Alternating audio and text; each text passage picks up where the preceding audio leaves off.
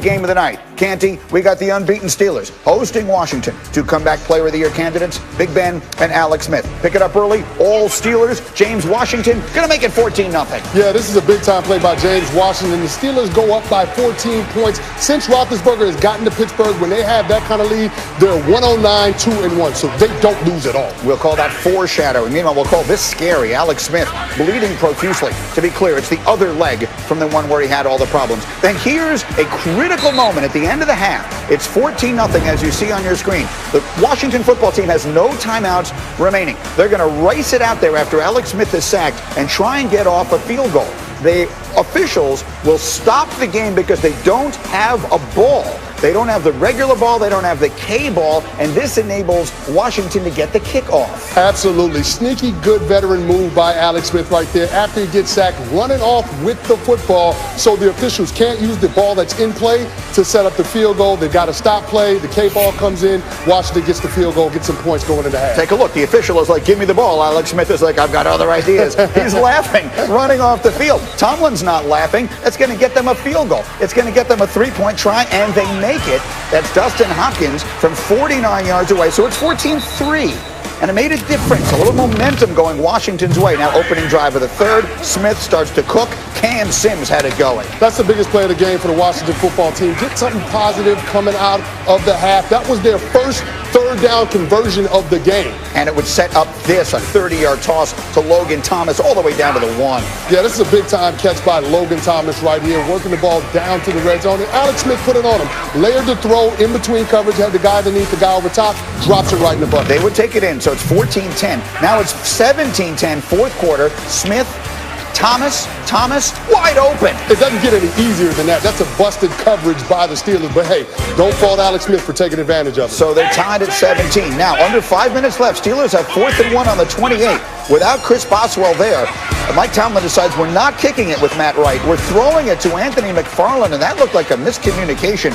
One way or another, Washington takes over on downs, and here we go. How about this catch from Sims? This is a big-time catch by Cam Sims. One-handed grab when his team needed it the most. Set up another scoring opportunity for the Washington football team. Yes, it did, because that first down would ultimately lead to this. Dustin Hopkins back out there, 45 yards.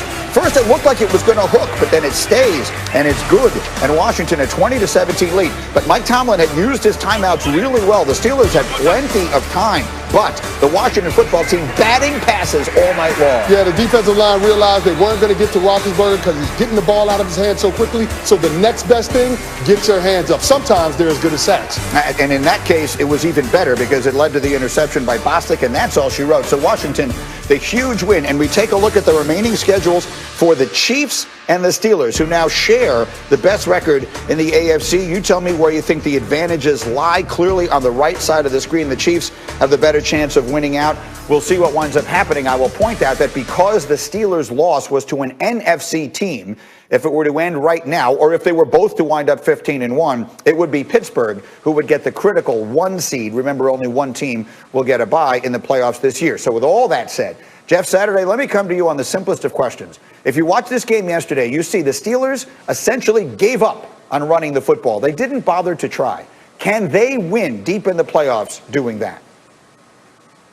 No, this team, and Mike Tomlin understands, they have to get back to being physical. Listen, they don't have to be a top 10 rushing team, but all this spread them out 5 and make these types of plays, it doesn't work. And it was a great example last night when they're on the 3rd and 4th down, right? It's 3rd and short. They decide to throw the little RPO, and on the 4th down, they miss to McFarland. It's those type of plays where if you know you're going to go for it and not kick the field goal, at some point you got to try to run at least one time, right? If it's a QB sneak with Roethlisberger, go get the yard. But Tomlin understands you can't just throw it around the yard when you get to late December, early January football. It will not work. They have to get back to being physical at the offensive line, and they're just not doing it right now, Greeny. Yeah, I'll point out that they played both last night and last week without James Conner, their primary running back, who went on the COVID list. But, Greg, that's right. A big deal was made on the telecast of how Ben is getting the ball out so quickly. Are those almost like an extended running game? Does it work that way? I know I'm not going to ask an offensive lineman that question. I know what he's going to say. I'm asking the quarterback. Can that work as sort of an extended running game?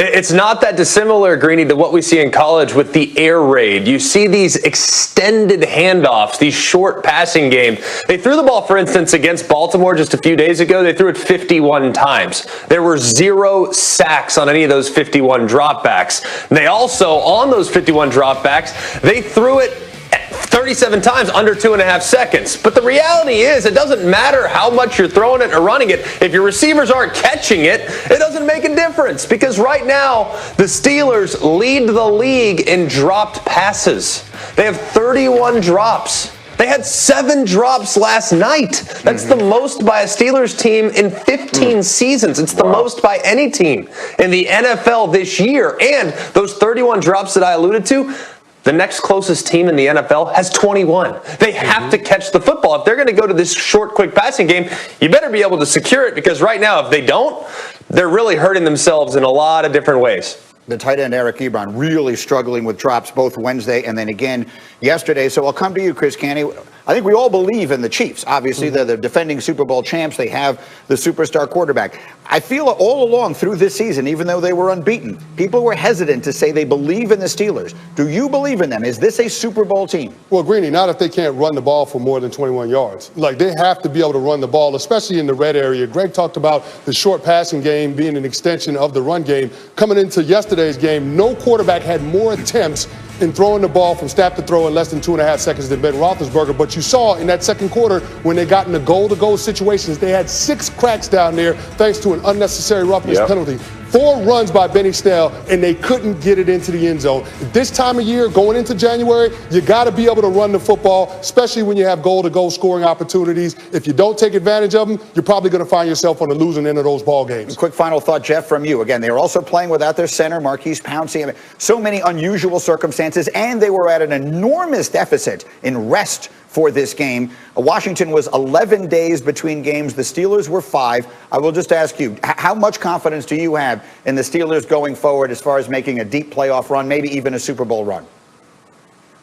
Yeah, I still have confidence. I think Mike Tomlin is one of the best coaches in the NFL. I think he'll get them right. With the defense they have, they're still fully capable, right? I still think they can beat the Chiefs if they play to their level. But ultimately, they have to get physical. They have to stop the self-inflicted wounds of drop passes and not being able to convert third and short running the football. That will be the telltale for the rest of the season. So there will be no unbeaten season this year. We'll talk more about Washington's angle on this and the other game last night coming up. But right now, it is a Tuesday staple. It is time for Jeff to dish out the pancakes. Set him down as a keeper. That is a Tuesday staple. Get some of this. Get some of that. Throw them out the club.